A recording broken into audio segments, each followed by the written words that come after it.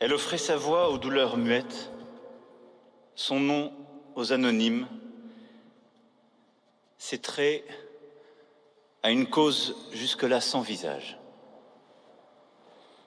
Françoise Redetsky était la figure tutélaire de toutes les victimes du terrorisme. Se battant près de 4 décennies durant pour que leurs appels soient entendus, pour qu'un statut leur soit reconnu, pour que justice leur soit rendue, elle a tout changé. Nos regards, nos habitudes, nos lois, leur vie. Cette sensibilité à leur cause, elle l'a puisée au plus tragique de son histoire personnelle et de notre histoire contemporaine. Sa famille avait été décimée par la Shoah.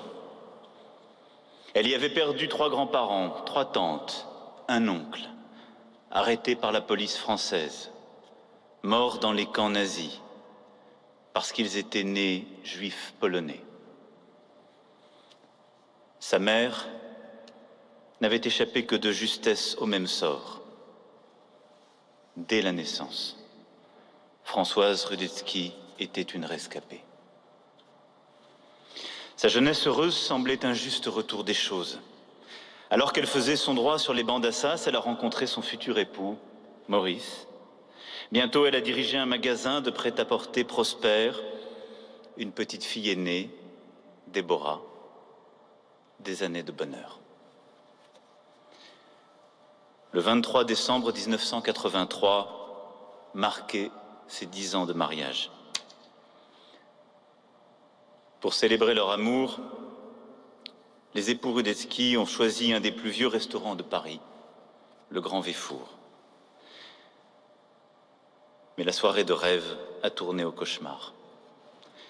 Car dans ce temple de la cuisine française, ce soir-là, une bombe a explosé. Un instant de terreur. Et la vie de Françoise a basculé à jamais. 7 semaines de réanimation, des dizaines et des dizaines d'opérations, des jambes qui ne la porteront jamais plus comme avant. Puis il faut se faire au corset, au fauteuil roulant, aux béquilles. Elle découvre les 1000 difficultés du handicap qui grèvent son intimité, son intégrité, sa liberté, sa volonté. Elle doit apprivoiser une souffrance qui ne la quittera jamais plus. Une vie de douleur. Il arrive hélas que la foudre frappe plusieurs fois le même chêne. À la tragédie familiale de la Shoah, aux atroces blessures de l'attentat, s'est ajouté alors un 3e fléau. Le sang qu'on lui transfusa en masse dès son arrivée à l'hôpital l'a sauvée de la mort, mais l'a contaminée par le virus du sida et de l'hépatite C. Triple peine, comme elle l'écrira elle-même. Le sort qui s'acharne. La mort qui rôde partout, dans son histoire familiale, dans ses os brisés, jusque dans son sang.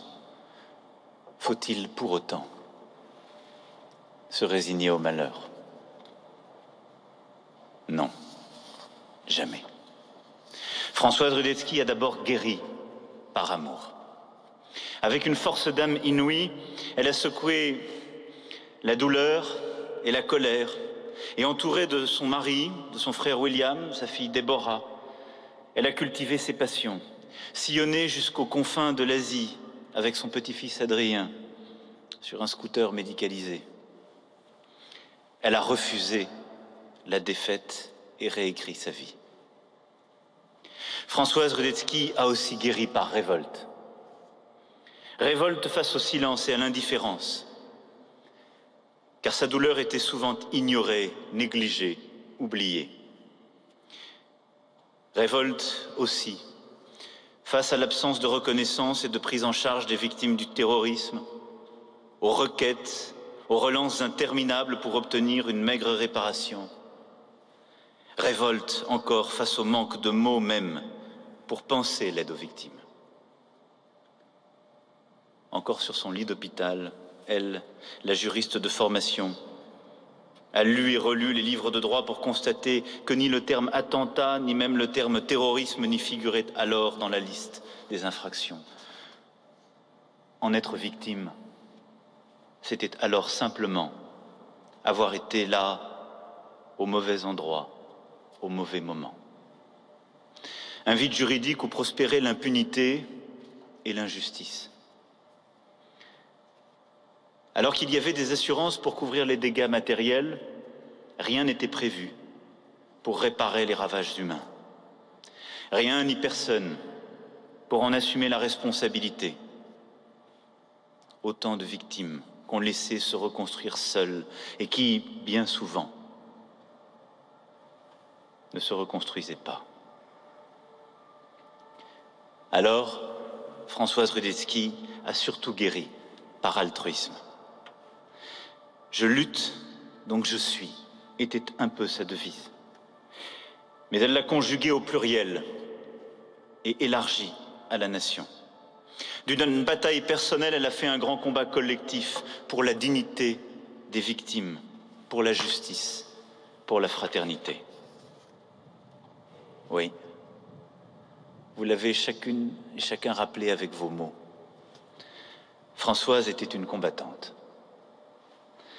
Avec son fauteuil pour destrier, l'association SOS Attentat qu'elle créa en 1986 pour armer, sa ténacité et son talent de juriste pour armes, elle entreprit une chevauchée sans trêve, qui l'amena de commission en ministère, de plateau télévisé en cabinet présidentiel. 6 mois plus tard, son association parvenait à inscrire dans la loi française, par un amendement qui porte son nom, le droit à une indemnisation intégrale des victimes du terrorisme. En inventant un système de financement unique au monde, elle contribue à ériger cette fortification de notre solidarité nationale que d'autres ont élargie et étayée depuis et qui a secouru tant de nos compatriotes attaqués, meurtris.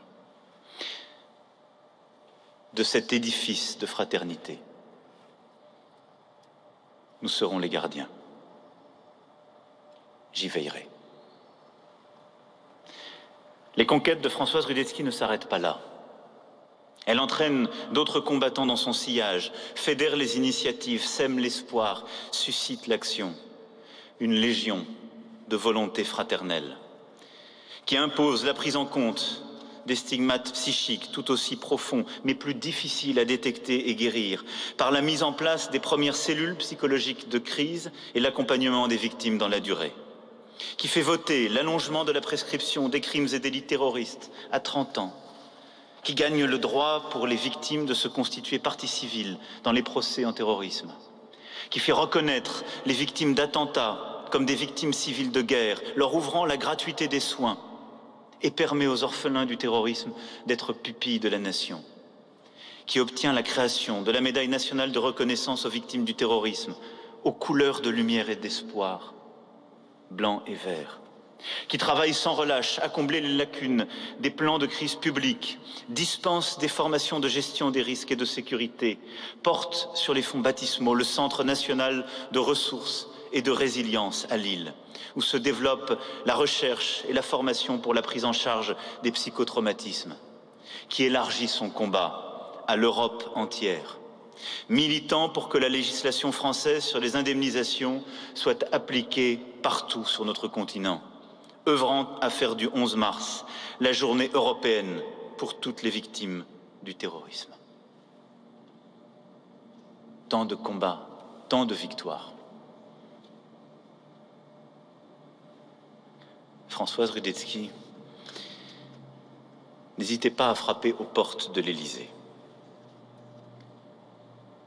Il n'est pas un président, comme vous l'avez parfaitement rappelé, depuis François Mitterrand, qu'elle n'est pressée d'agir,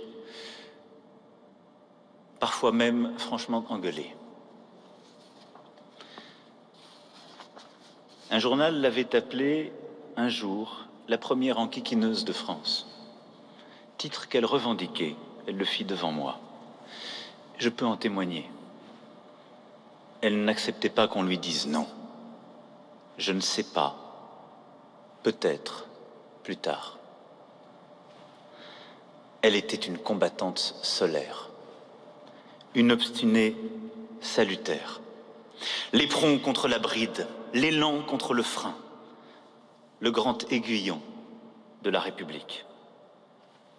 Elle, dont le corps était pourtant si fragile, est devenue l'une des femmes les plus fortes qu'il m'ait été donné de rencontrer. Malgré la fatigue et les embûches, jamais de lassitude, jamais d'âpreté en elle. Elle gardait une fraîcheur d'âme qui émerveillait chacun. À son inlassable combat pour réparer les vivants s'est ajouté celui de la mémoire.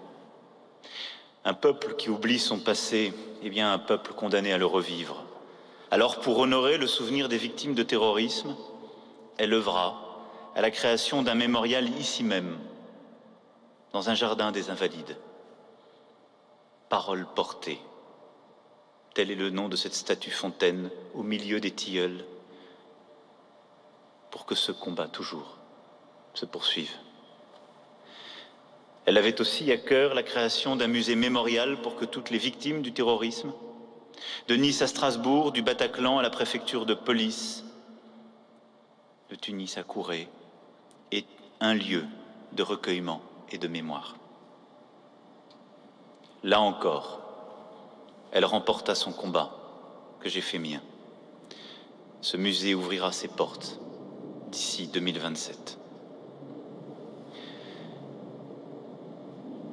Chère Françoise, vous avez perpétué une tradition française, celle du secours aux malades et aux blessés. Ici, depuis 350 ans aux Invalides, asile et soins sont prodigués à nos militaires blessés. Et plus de 3 siècles après, les Invalides accueillent aussi les victimes du terrorisme, attaquées parce qu'elles représentent la France. Vous y avez souvent été pensionnaire. Et vous en avez toujours porté les valeurs, inscrivant votre nom dans ce lignage qui fait l'honneur de notre pays. Oui, il y a entre ces murs, comme en vous, quelque chose de la permanence de l'esprit français, qui puise sa force dans l'héritage des siècles et sa grandeur dans la fraternité. Chère Françoise, de douleurs transcendées en lutte, en victoire, vous êtes devenue l'une des grandes combattantes françaises pour nos solidarités, pour bâtir l'effectivité des droits. Alors en ce jour, au nom de tous ces enfants blessés que vous avez défendus, la République française, au moment où il nous faut vous dire au revoir, vous dites aussi et surtout merci. Tout ira bien. Vive la République. Vive la France.